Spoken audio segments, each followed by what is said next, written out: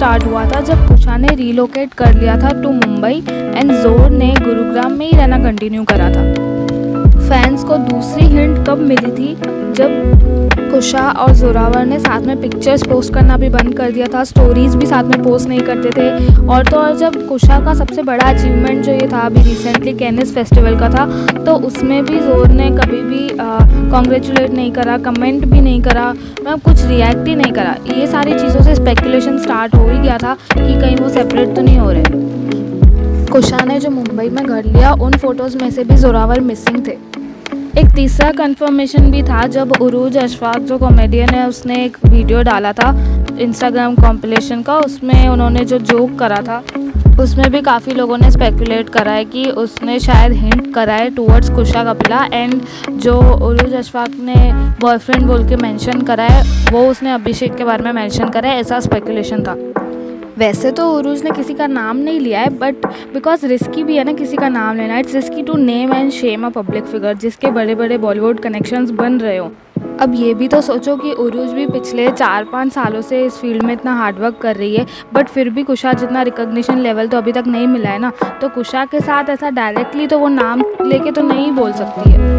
और कमेंट्स में लोग स्पेकुलेट कर रहे थे कि उस वीडियो में उसने जो बॉयफ्रेंड बोल के मेंशन करा है वो उसका बॉयफ्रेंड अभिषेक उपमन्यु है, और जिस मैरिड लेडी ने उसको अप्रोच करा वो कुशा कपिला है। और सब लोग ऐसा स्पेकुलेट क्यों कर रहे हैं, बिकॉज उसने तो कहीं पे भी नाम नहीं मेंशन करा है, बट स्पेकुलेशन इसलिए हो रहा है बिकॉज अगर आप उनके इंस्टाग्राम पेजेस पे देखोगे, अभिषेक और कुशा का इंस्टाग्राम पेज देखोगे, तो उन्होंने एक दूसरे के लिए लंबे लंबे बर्थडे विशेस के पैराग्राफ्स लिखे हैं। और अगर वो कुशा थी तो उसके अप्रोच करने के बाद भी अभिषेक ने उसको अनफॉलो नहीं करा, मतलब अभी भी कुशा और अभिषेक एक दूसरे को फॉलो तो कर ही रहे हैं, इसलिए हाई चांसेस है कि शायद जो लोग स्पेकुलेट कर रहे हैं वो सही हो। बट ऐसा क्या हो गया यार, अचानक थोड़े टाइम पहले तो कुशा और जोरावर ने एक साथ इतना अच्छा घर, फैंसी घर लिया था, एक दूसरे के साथ कितने अच्छे फ़ोटोज़ डालते थे। इससे तो वापस वही प्रूव हो रहा है कि ऑनलाइन चीज़ें जो हम देखते हैं, इंटरनेट पे देख रहे हैं, वो सारी चीज़ें सच नहीं निकल रही हैं। मतलब सोचो यार, 10 सालों से वो एक दूसरे को जानते थे कुशा और जोरावर, और 6 इयर्स तो उनकी मैरिज को ही हो गए। कुशा ने हमेशा जोरावर की तारीफ़ करी थी कि वो उसकी लाइफ में स्टेबिलिटी लेकर आया। कुशा ने हमेशा अपनी एंग्जाइटी और बॉडी इमेज की प्रॉब्लम को बताया था। उस टाइम पे जोरावर उसके लिए एक बहुत बड़ा सपोर्ट बन के खड़ा था। ये सारी बातें कुशा ने खुद ने एडमिट करी है कि जोरावर उसके लिए सपोर्ट था, और बहुत ज़्यादा तारीफ़ भी करती थी कुशा उसके लिए। प्री फेम सब सही रहता, जैसा बोलते हैं ना, fame is a fickle friend. अब इससे वापस यही प्रूव हो जाता है कि ऑनलाइन रिलेशनशिप्स दिखावा होती है, मोस्टली परफॉर्मेंस होती है, और अगर हम जैसे लोग इनके साथ अपनी लाइफ कंपेयर करेंगे तो अपने लिए बहुत अनफेयर हो जाएगा। इसलिए कोई कंपैरिजन करने का मतलब ही नहीं है। जो जहाँ है उसके लिए अपने लिए ग्रेटिट्यूड रखो बस।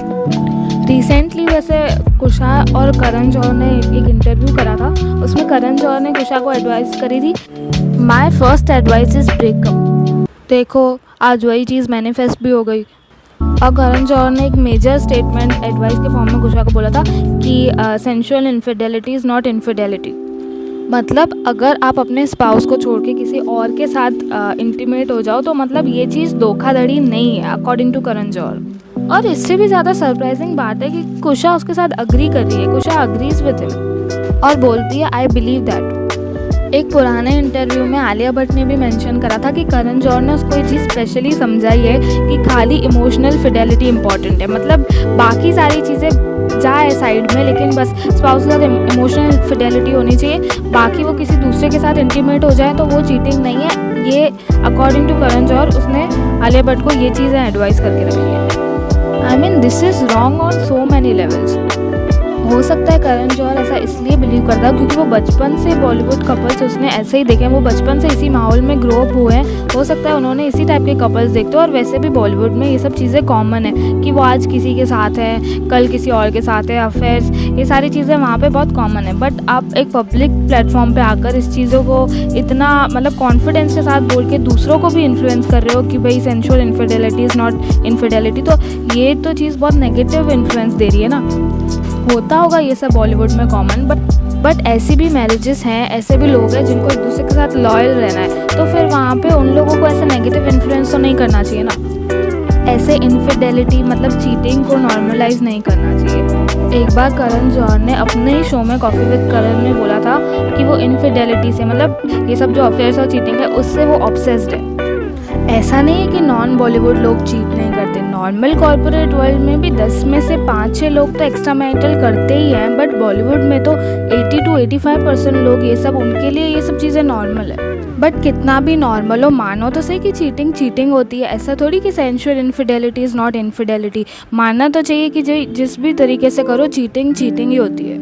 और उस इंटरव्यू में करण जौहर ने कुशा को ये भी बोला था कि I am on WhatsApp all the time, WhatsApp me if you discuss any kind of problem you are having with Zorawar then call me. And if you really want to discuss any kind of problem you're having with Zoravar, then call me, because calling Karan is always Absolutely. what I I'm know all he about. therapizes people. Yeah, I'm very I've watched enough Karan Johar content to know that he's I'm everybody's very go-to good at giving you relationship relationship advice. person. The first relationship advice I said, break up. Love you, Zor. तो शादी तोड़वा रहे हो यहाँ पे। It's so sad.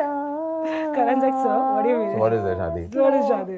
And remember, infidelity is not infidelity. That's my mantra. I believe that.